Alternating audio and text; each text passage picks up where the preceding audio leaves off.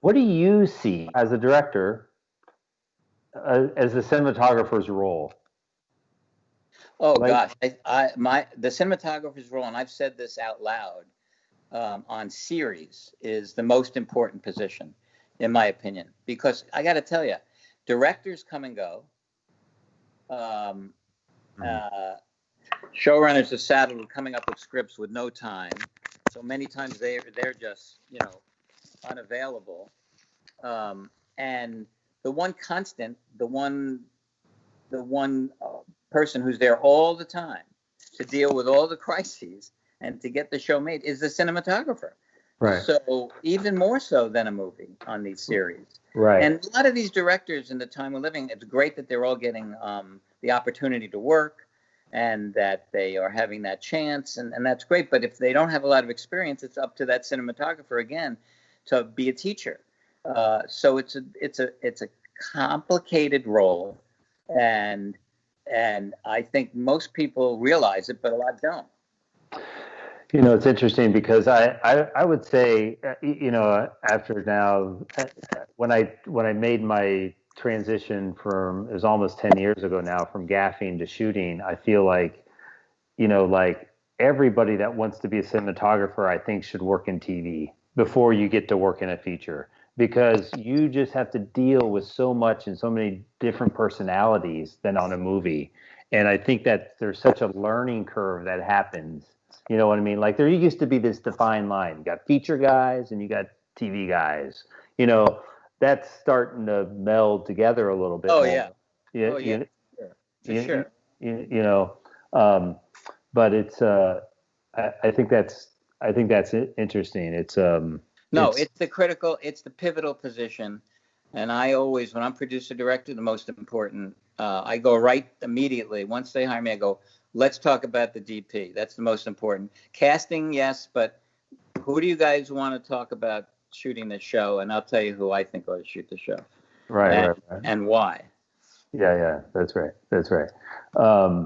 And is it often a discussion, the one or two, the alternating DPs? Like, I prefer doing it with alternating DPs because it lets me prep with my director and I can be a proactive DP versus not prepping and all that I can do is react.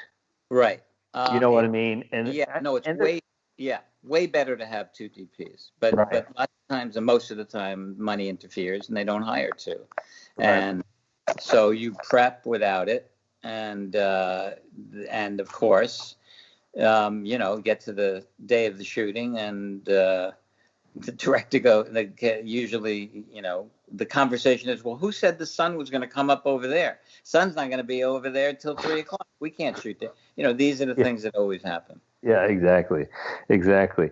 It's almost like I'll get myself in trouble here, but it's almost it's almost like the people with the money don't understand how important that is. We'll have to decide if we use that. No, they don't. No, Like, no. It's so much better to be able, and you're going to make a better piece of work for sure because you're collaborating together all the time, making the decisions about what that scene is going to look like, why you're choosing a location, if it's the right location, all yeah. of that. Should the director support the visual wishes of the showrunner, and and as that relates to the DP? You know what I Sure. mean? Yes. Like, Yes. I think it's also, again, case by case, different personalities. On True Blood, for instance, we had a very strong executive producer in Greg Feinberg. yeah, So Greg Feinberg said to Evans Brown, why did you use the blue light? I don't like the blue light. And he right, could say to him, I don't know. I thought it looked good. And he said, that's not our show. yeah, And then Evans goes, okay, I won't use the blue light. Now, on another show, you might have an executive producer who says, Evans, I just dig your work. You tell me what you think looks good, and we're going to go that way. And right, then a producer director comes in, he goes, I know the executive producer said to you he digs your blue light, but I don't. Can we talk about that? And you're like, yeah, yeah, let's talk about it. It's always about what everybody wants to pee on the tree. Everybody right, has their own agenda. Everybody wants to be able to have a say. So, and I think anytime anyone comes in with an attitude of, I'm the boss and everybody's going to listen to me, you got a problem. So right, it's, of question of molding what's right for the show, not just winning the argument.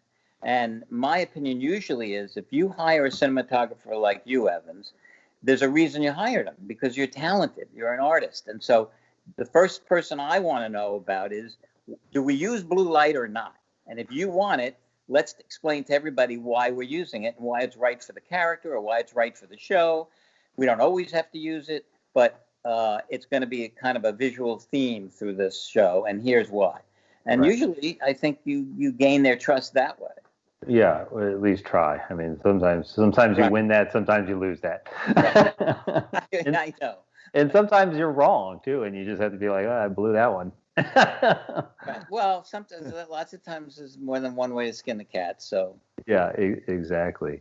Is there any DGA rule about like the director leads the visual look over the writer? I mean, writers are very powerful in the series world, but when it comes down to the filming, does the director have the final say, or can the writer?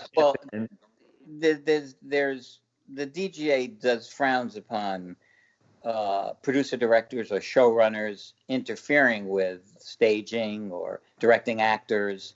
You can find a way to collaborate, and hopefully it's congenial and not contentious. But in terms of lighting, I think that and the look, I think that the showrunner, many of them have a big opinion, like you said, and they don't necessarily have the experience to have that opinion. But in the world we live in now, they have the power. So when they go, and I'll go back to the blue light, we don't want the blue light. Yeah. You can explain to them why they should have the blue light, and they continually don't like the blue light. Then basically it's the same as, them saying, I don't like that actor you hired. We want you to fire the actor. And then I got to convince them he's the right actor for the part. And ultimately, they'll win if they're unhappy with that actor, because they're the ones who get the final say.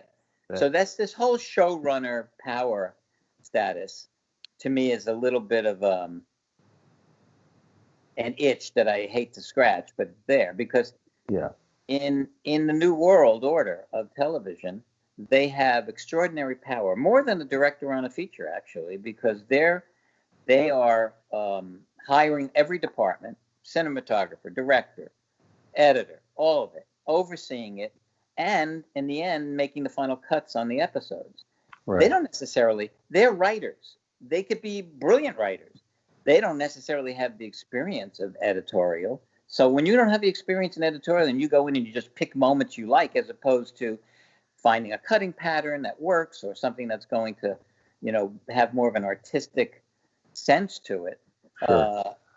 That happens often, and they don't. That's not all showrunners, but I find that prevalent.